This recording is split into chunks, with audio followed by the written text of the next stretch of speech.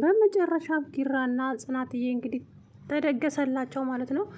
አባባ ግዴታ ቀለበት ማድረግ አለባቸው። እስካሁን ድረስ ያለምንም ነገር አብራቸው ኖራቸዋል። ስለዚህ ከዚህ በኋላ ደግሞ ቀለበት ማድረግ አለባችሁ ብላቸው እንግዲህ ናሆሜን ሚዜ አድርገው ቀለበት አሰሩ ማለት ነው። ከዚህ በፊት ታውቃላችሁ፣ ያው ኪራ ሰርግ እየተደገሰለት እያለ ነበር እናቱ ያረፉት። ከዛ በዛው ቀረ። በዛው እንግዲህ ነገሮች እየተራዘሙ ጊዜውም ሄደ። እሱም እንደዛ ብዙ ችግር ደረሰበት። ጽናትዬም ደግሞ ከነስሟ ጽናት ስለሆነች ብዙ ነገሮችን ችላ አሳልፋ ዛሬ ላይ ደርሰዋል። እንግዲህ በጣም ብዙ ውጣ ውረድን አሳልፈው ዛሬ ግን የደስታ ቀናቸው ነው። በጣም ነው ደስ የሚለው። እንግዲህ እዛው ገጠር ቀለበት አባባ ጋር አስረዋል ማለት ነው። ምክንያቱም እዚህም አልመጡም። ጺን ተከትለው እሱም ገጠር ገብተው እዛው ቀርቷል። እንግዲህ የገጠር ህይወት እዛው ማርኮታል ማለት ነው። አዲስ አበባን ጥሎ የእነ ጽናት ቤተሰብ ጋር ነው ያለው ማለት ነው ገጠር። ምክንያቱም ምንም ማድረግ አይቻልም። ጽናቴ ፍቅሯ ሀያል ስለሆነ እሷን ተከትሎ ሄዷል። እናም ኪራ እንግዲህ ዛሬ ሰርጋቸው ነው ማለት ነው። በሚያምርና በሚያስገርም ሁኔታ ሰርጋቸው ተደገሰላቸው። አባባ እንደፎከሩት አድርገውታል ማለት ነው። ለአንድ ልጄ ሰርጓን ድል አድርጌ ነው የምደግስላት። አንድ ነች እኮ አንድ ልጅ ሁለት አትሆንም። ስለዚህ ያለችኝ አንድ እሷ ስለሆነች አለሟን ማየት እፈልጋለሁ። እናም ከዚህ በኋላ አብራችሁ ትኖራላችሁ። ነገር ግን ደግሞ ቀለበት ግዴታ ማሰር ይጠበቅባችኋል። ብዙ ነገር አለ ልጆቼ። ይሄ በእኛ ባህልም በቃ ሁሉም የተከለከለ ስለሆነ ከዚህ በኋላ አብራችሁ ስለሆናችሁ ግዴታ ቀለበት መታሰር አለበት አሉ ማለት ነው። አባባ እንግዲህ ቀለበት አስደረገላቸው በጣም ደስ በሚል ሁኔታ። አባባም ደስ አላቸው። ጽዬም ደግሞ ስትመኘው የኖረችው ነው። ምክንያቱም ኪራን የራሷ ለማድረግ በጣም ብዙ ዋጋ ከፍላለች። ከቤቲ ጋራ ብዙ ነገር ላይ ተዳርሰዋል። በጣም ብዙ ነገር። ቤቲ እንግዲህ እዛው እስር ቤት ትገኛለች። ያኔ ኪራን በቢላዋ ልትወጋው ነበረ። ግን ያችን ልጅቱ ራሷን አጋፍጣ ያው ኪራን አድነዋለች። እህቱም እዛው ነች። እህቱም እነሱ ወደዚህ ሲመለሱ ብላ ድግስ እያዘጋጀች ትገኛለች ማለት ነው እነ ኪራ ቤት። በሚያሳዝን ሁኔታ ደግሞ እንትና ታግታለች። ሰንዬን አግቷት ሰውየው እያሰቃያት ይገኛል። የአስሚድ የሚባል ሰውዬ እንግዲህ ምክንያቱም ሰንዬ ለነ ኪራ አንገቷን ትሰጣለች። ነገር ግን ደግሞ በማያገባሽ ነገር አትግቢ ስልሽ እምቢ ብለሽኛል፣ እሰራልሻለሁ፣ እኔ ስፒድ አይደለሁም እያለ እያሳሳቀ እንግዲህ ሰራላት። አሁን አግተው እያሰቃዩት ነው። ለሁለት የአቶ ተሾመ ልጆች ማለት ነው። የኪራ ወንድሞች ናቸው ሁለቱም። እንግዲህ አቶ የተሾመ በሄደበት ነበረ ልጆች የሚወልዱትና ኪራ እነኚህ ሁለቱ ወንድሞቹን አሁንም አያውቅም። ነገር ግን ያችኛዋን እህቱን እንኳ ተቀብሏል።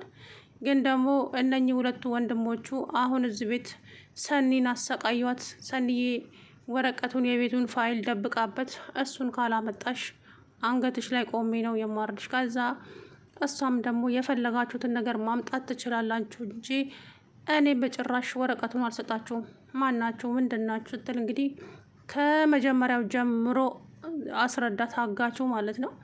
እናትሽ ብዙ ነገር እያማራት መድኃኒት መግዣ አታ ነው የሞተችው እናቴ። ስለዚህ ለእያንዳንዱ ነገር ደግሞ ይሄንን ቤት እበቀለዋለሁ። ታዲያ ልጁ እኮ ምንም የሚያውቀው ነገር የለም። ስለዚህ ማንን ነው የምትበቀለው?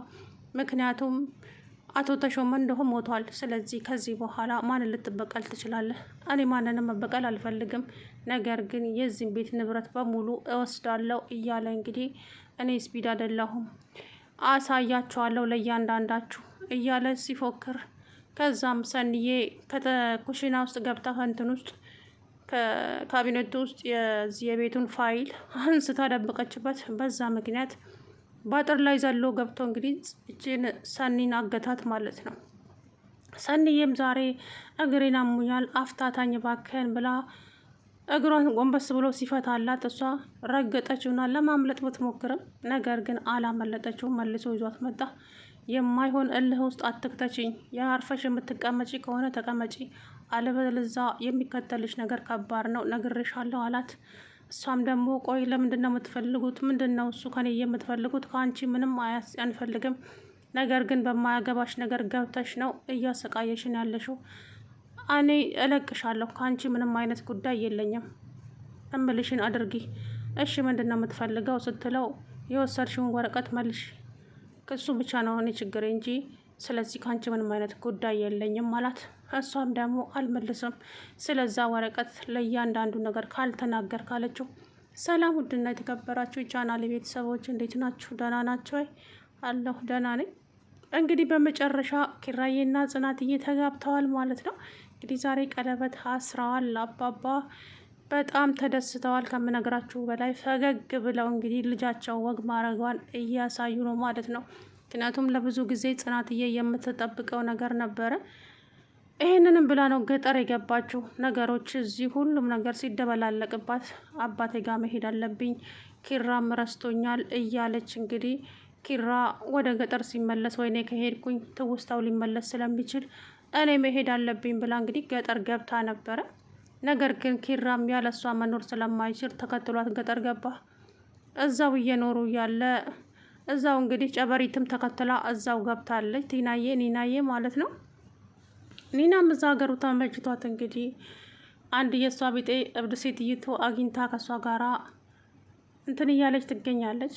እንግዲህ የነ ኪራን ሰርግ እዛው አብራ ነው ያለችው ማለት ነው ጨበሪት። አባባ ግን ዛሬ ደስታቸው ሙሉ ሆኗል። ፊታቸው ራሱ ፈገግ ብለዋል ማለት ነው። በጣም ነው ደስ የሚሉት። እንግዲህ ኪራና ጽናትዬ መጨረሻችሁ ይመር፣ ውለዱ፣ ክበዱ። ሁላችንም የምንመኘው ምኞት ይሄንን ነበር። እውነት ለመናገር በጣም ብዙ ተከፍሎበታል፣ ዋጋ ከፍላበታለች ጽናትዬ። በጣም ብዙ ነገር ሆናለች ለኪራ። ልጇን መስዋዕት አድርጋለች። ህይወቷን ራሱ እስከ ማጣት ደርሳ ነበረ። ቤቲ እንግዲህ ብዙ ነገር አድርጋታለች ለፍቅር ስትል። ቤቲም ላይ መፍረድ አይቻልም፣ ፍቅር ነው። ምክንያቱም ግን እዚህ ጋር ደግሞ ጽናት ምንም ያደረገችው ነገር የለም። ልጁ ነው የማይፈልጋት፣ እሷ ነች ነበር የምታፈቅረው። ነገር ግን ሆኖ እንግዲህ ትዕግስትን የሚያክል ነገር የለም። ሁለቱም ትዕግስት ሲኖራችሁ ያው እዚህ ጋር ደርሰዋል፣ ውጤታማ ሆነዋል ማለት ነው። እንግዲህ ዛሬ በደስታ ፍንድቅ ድቅ ብለው ኪራና ጽናትዬ ካባቸውን ለብሰው አረታውኝ ውበቱ ራሱ ከየት እንደመጣ በጣም ነው ደስ የሚሉት። እውነት ለመናገር እንግዲህ መጨረሻቸውን ፈጣሪ ያሳምርላቸው። የአብርሃም የሳራ ሰርግ ያደርግላቸው ማለት ነው። እውነት ደስ ነው የሚሉት። አንዳንድ ጊዜ ምን ድራማ ባይሆን እውነት በሆነ ብዬ ይመኛለሁ። ና ሁለቱ በቃማች ባያደርጉ በጣም ነው የሚያምሩት እውነት ለመናገር። እንግዲህ ጽናትዬ ዛሬ ስትመኝ የነበረውን ቀለበት አስራለች ማለት ነው። በሚገርም ሁኔታ ሽብርቅ ድምቅ ብላ ውበቱም ድሮም የዛሬው ውበት ደግሞ ለየት ያለ ነው። እንግዲህ አባባ ያው ደስ ብሏቸዋል። ናሆሜም ደግሞ እንግዲህ አንደኛ ሚዜ ተመርጦ ያው ሌላ ወጪ አንፈልግም፣ አንደኛ ሚዜ ናሆሜ ብቻ ይበቃናል ብለው አጃቢም የላቸውም። አባባና ናሆሜ ጽናትና ኪራ ናቸው ማለት ነው። እንግዲህ ታዳሚዎቹ ለዛሬ እንግዲህ በሰፊው ደግሞ ድግስ ይደገስና ዘመድ አዝማዱ ይጠራል። ከዛ በኋላ የኪራም ዘመዶች አሉ ይመጣሉ፣ የእሷን ቤተሰቦች ይመጣሉ። እንግዲህ አንድ ላይ ድብልቅልቅ ያለ ሰርግ ይመጣል ማለት ነው። እውነት ለመናገር በጣም ደስ ብሎኛል። እንግዲህ ጽናትዬ የኔ ቆንጆ እንኳን ደስ ያለሽ። ያው ለዚህ ብለሽ ነበረ ዋጋ ስትከፊ የኖርሽው፣ በጥፊ ስትመቺ፣ ውሃ ሲረጭብሽ፣ ብዙ ነገር ስትሆኝ የነበርሽው ለዚህ ነበረ። ብዙ መስዋዕት ከፍለሻል። እንግዲህ ዛሬ ደግሞ ውጤት ፍሬያማ ሆኗል ማለት ነው። መጨረሻችሁን እንግዲህ ያሳምርላችሁ፣ አብራችሁ አርጁ። ሊየው ነው እንግዲህ ዛሬ የአባባ ፈገግታ እውነት ለመናገር በጣም ነው ደስ ያለኝ ማለት ነው። ፈገግታቸው ልዩ ነው። አባባ ዛሬ ፈገግ ብለው በቃ የልጃቸውን ደስታ ማየት ራሱ